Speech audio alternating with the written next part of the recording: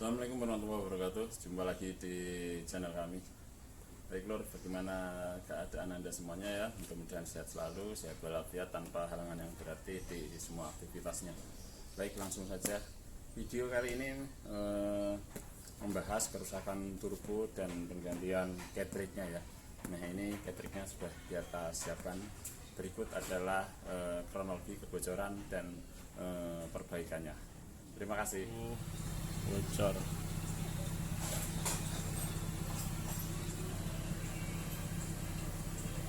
Ini yang terhubung dengan filter udara, belalai filter ini ke intercooler. Intercooler menyambungkan ke sini. Ini ada pipanya lagi dan ada exhaustnya lagi di sana. Itu yang menuju manifold. Nah, ini bocor sini. Padahal di selang penguapan tidak terdapat oli yang basah ataupun bagaimana. Bocornya banyak banget.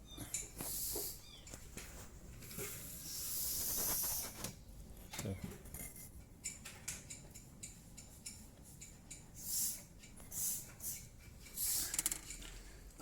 Fresh. Kita bongkar dulu. Baut sudah kebuka, selang sudah kebuka, selang pressure oli sudah kebuka. Sip.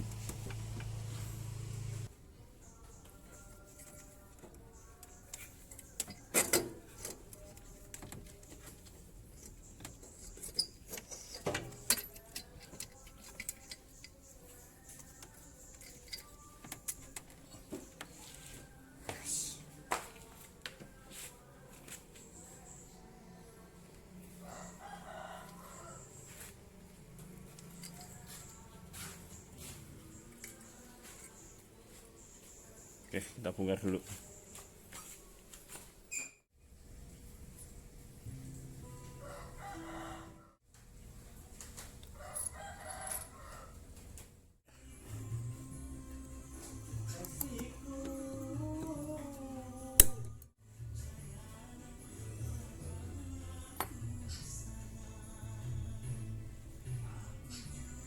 Nah, ini efek daripada kebocoran turbo ini. Kita lihat di sini intercooler sudah saya lepas dan ini adalah selang intercoolernya. Di sini olinya sudah sampai sini lur.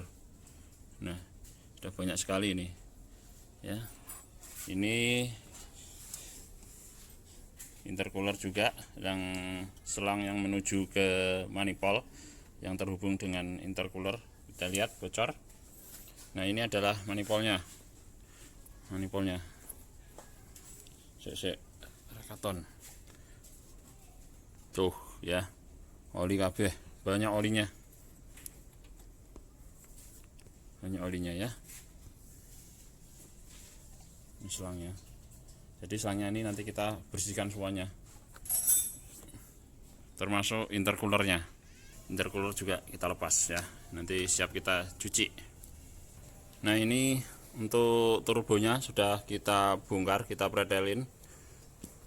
Ini ada cartridge lamanya dan kita dapati kerusakan-kerusakan.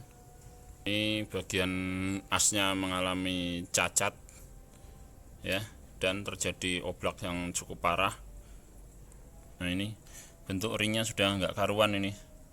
Ini bisa jadi penyebab utama awalnya, karena oli tidak bersirkulasi dengan lancar, bahkan malah memberi tekanan keluar ya, jadi mengakibatkan oli itu tidak masuk di kuningannya sana, jadi mengakibatkan kuningan itu oblak yang cukup parah. Nah, kalau kuningannya oblak tentunya ini gesek. Ini turbin depan dan belakang ya. Nah, kalau rusaknya sudah seperti ini, apa yang kita lakukan? Kalau masih bisa dipakai as dan turbinnya, mungkin kita bisa mengganti kitnya saja. Itu mungkin agak murah, mungkin di sana ada kayak kuningan, ring kuningan, dan busing-busingnya juga ada. Cuman kalau tidak salah itu di sininya tidak ada, makanya kita sekarang membeli cartridge ya. Ini cartridge-nya sudah kita siapkan. Kalau kita membeli segelundungan karena harganya cukup mahal, menurut saya kurang ekonomis. Dengan membeli cartridge-nya saja ini lebih murah. Jadi keongnya masih kita pakai yang lama, keongnya karena keongnya masih bagus, jadi pakai yang lama, dan housing exhaustnya juga masih kita pakai ya. Untuk krepyaknya masih oke, masih main semuanya, masih tertata rapi,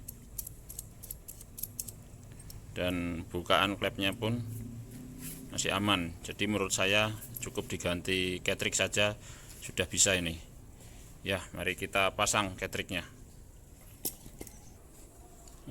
Sekedar tambahan saja dari saya ya, bagi yang masih punya pemahaman turbo itu apa.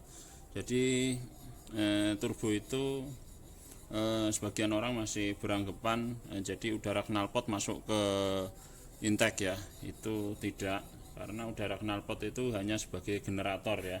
Jadi tugasnya hanya memutar sini, melewati sini aja, tidak masuk ke sini ya. Jadi dia hanya sebagai pemutar sini aja. Nah, kita ibaratkan seperti ini, kita tiup angin aja.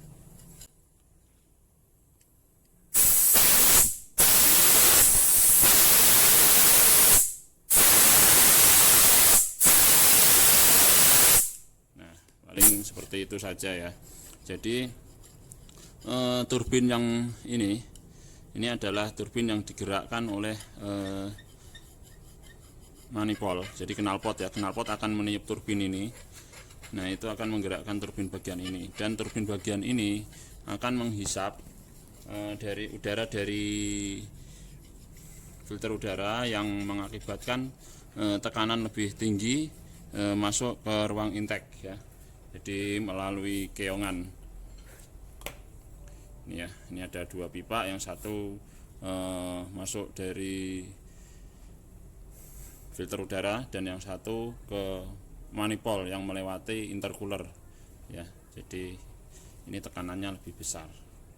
Ini hal yang perlu diperhatikan ya. Ini di sini ada kenok, di sini ada lubang. Nah, ini kenok ini tujuannya masuk di lubang ini, dan satu lagi untuk tarian ininya ya, tarian klepnya. Di sini ada kayak apa, tuas. Ini akan kita masukkan di bagian sini. Jadi jangan sampai salah pasang. Ini akan masuk di sini ya. Jadi akan menggerakkan seperti ini nantinya. Apabila valve-nya narik ya. Nih, akan buka seperti ini. Nah, itu akan membuka klep bagian ini. Bisa dilihat ya, mudah-mudahan bisa dipahami.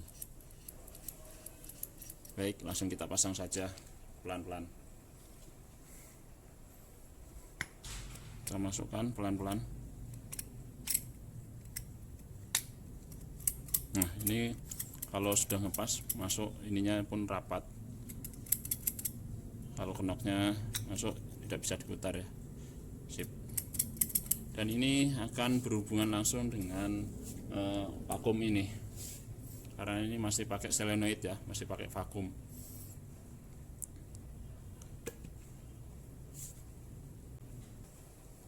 Nah, untuk pemasangan cartridge di housing ininya, housing keong manifoldnya, ini saya biasanya memberikan tanda untuk saat pembongkaran, jadinya mempermudah saat pemasangan seperti ini.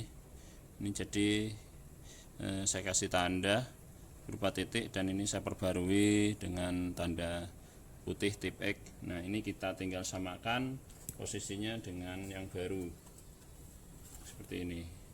Ini sudah saya samakan ya. Jadi mempermudah saat pemasangan. Saat pemasangan kita paskan tanda kita. Nah ini kalau kurang pas bisa sedikit diketok. Memang ini sangat presisi sekali, apalagi saat pembongkaran ya. Kita mesti kasih penetran dulu supaya karatnya meluntur, baru kita ketok kecil-kecil. Setelah yakin permukaannya rapat, lanjut bisa kita pasang baut. Di sini ada baut yang langsung di sini ya, langsung di valve ini atau vakum. Jadi yang perlu ring lebar di bagian sini saja. Ini ring lebar supaya memberi tekanan pada getriknya ini supaya rata. Kita pasang dulu semua. Setelah baut semua terpasang, baru kita kencangkan dengan merata. Kita cek semua baut, jangan sampai ada yang ketinggalan.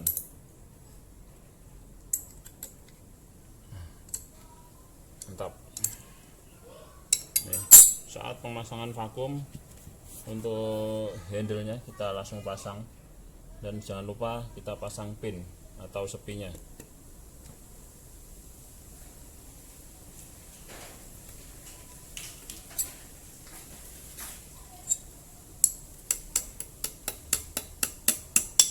Nah, pastikan aman jadi tidak lepas. Sudah jadi, lanjut kita pasang bagian depannya, pasang keongannya ya. Nah ini kita tambahkan lem supaya lebih mantap. Nah ini saat pemasangan, karena awalnya saya memberikan tanda, ini membuat lebih mudah ya saat posisi, karena di sini tidak dilengkapi dengan kenok, jadi posisinya bisa nggak ngepas. Karena ini saya memberi tanda, jadinya mempermudah saat pemasangan. Sip. Top. Nah, sudah rapat. Lanjut kita pasang bautnya. Setelah baut semua terpasang, lanjut kita kencangkan dengan merata.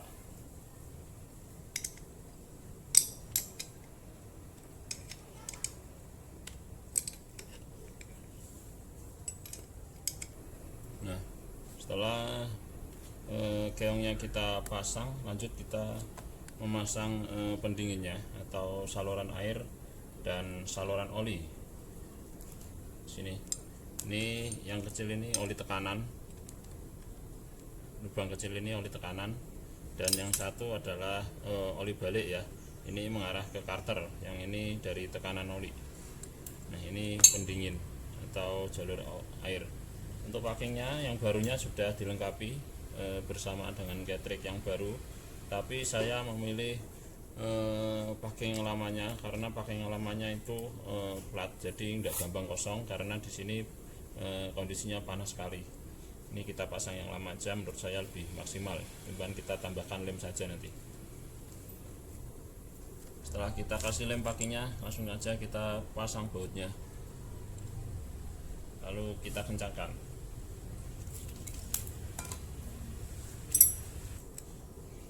Langsung saja kita kencangkan keduanya.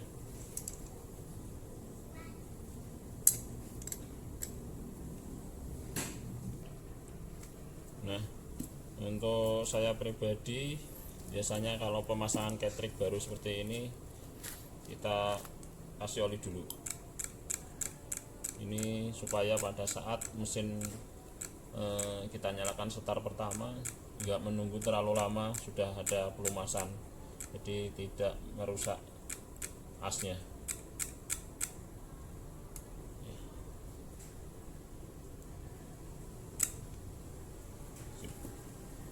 Kita lap, lanjut kita pasangkan packing dan kita pasang selangnya. Kita putar-putar dulu supaya asnya sudah dilumasi oleh oli. Sip.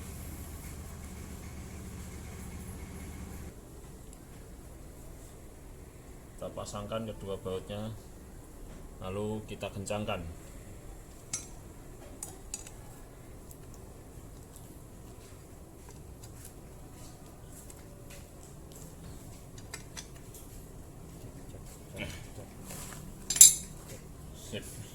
sudah semua. Kita cek satu persatu, jangan sampai ada yang ketinggalan. Nah, ini mantap lur, ini sudah siap kita pasang di mobilnya. Nah, sambil turbonya kita pasang, kita colek dulu bagian intercoolernya. Ini kotornya luar biasa, banyak olinya di dalamnya. Nggak kelihatan ya. Ya wis, kita bersihkan aja. Ini bisa kita bersihkan pakai bensin atau solar. Kalau saya pilih pakai bensin. Namun saat penyalaan nanti selang intercoolernya yang menuju ke manifold kita lepaskan beberapa saat supaya hawa bensinnya itu atau bau bensinnya hilang dulu. Karena kalau pakai solar menurut saya masih sedikit lengket-lengket nantinya. Oke, ini embernya sudah kita siapkan merah bersih, jadi kotoran itu bisa kita lihat nantinya. Yuk kita isi aja langsung. Bisa mengisi dari sini, bisa juga mengisi dari sini ya, sama saja. Lanjut terus mas.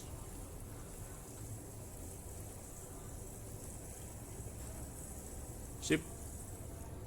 Nah, ini bisa kita pakai tangan keduanya dan kita goyang-goyang saja.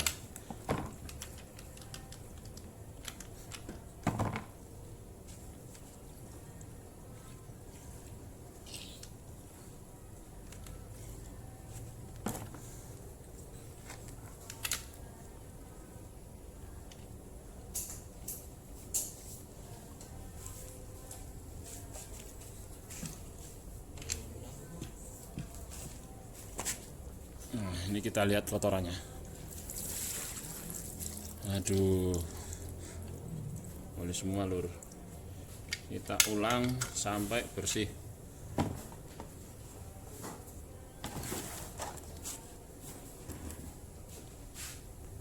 Nah, setelah kita ulang beberapa saat dan sudah kita yakin bersih, kita perlu mencuci atau membersihkan. Ulang beberapa saat dan sudah kita yakin bersih, kita perlu mencuci atau membersihkan.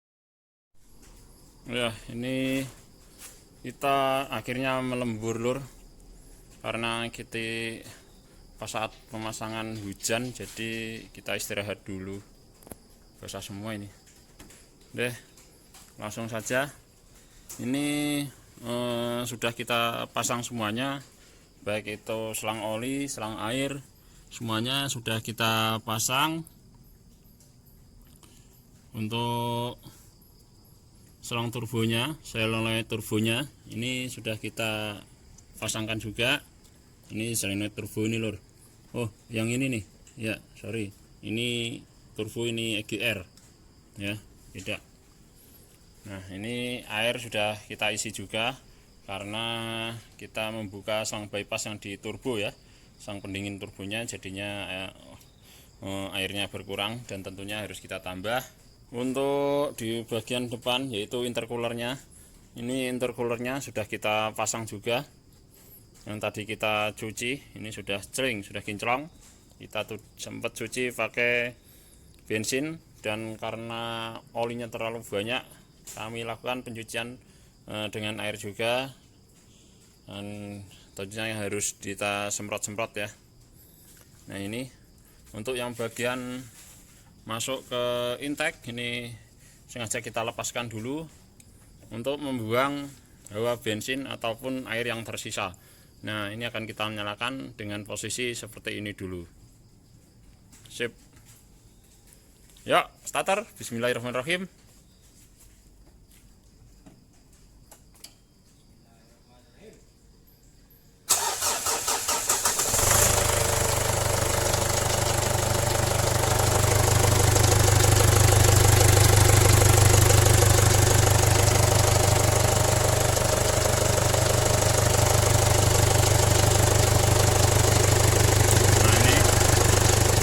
Untuk bau bensinnya masih ada. Nah, ini perlu kita gas tipis-tipis biar sisa-sisa air ataupun bensin bisa keluar semuanya.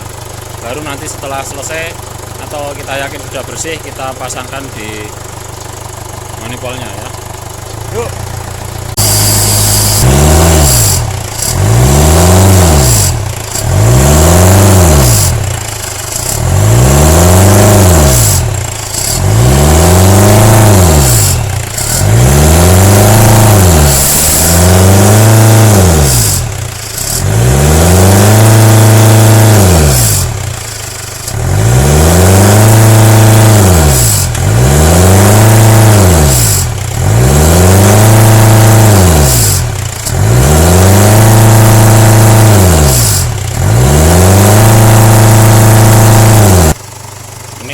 Banyak asap yang keluar dari knalpot, tapi itu tidak menjadi masalah. Itu hanyalah sisa-sisa oli ya yang nempel di dinding knalpot dan kena panas, akhirnya terjadi asap seperti ini ya. Kita biarkan dulu sementara, nanti kalau sudah kita yakin sudah aman, baru kita lanjut pemasangan di intake-nya. Oke, kita skip dulu videonya. Nah, setelah kita yakin bersih untuk bagian intercoolernya, ini lanjut kita pasang selang HP-nya di intake-nya. Sip. Lanjut kita start.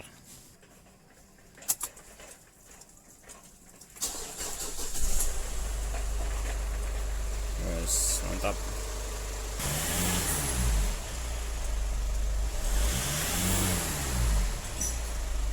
Kita tes selang wastegate-nya. Mantap, nyedot.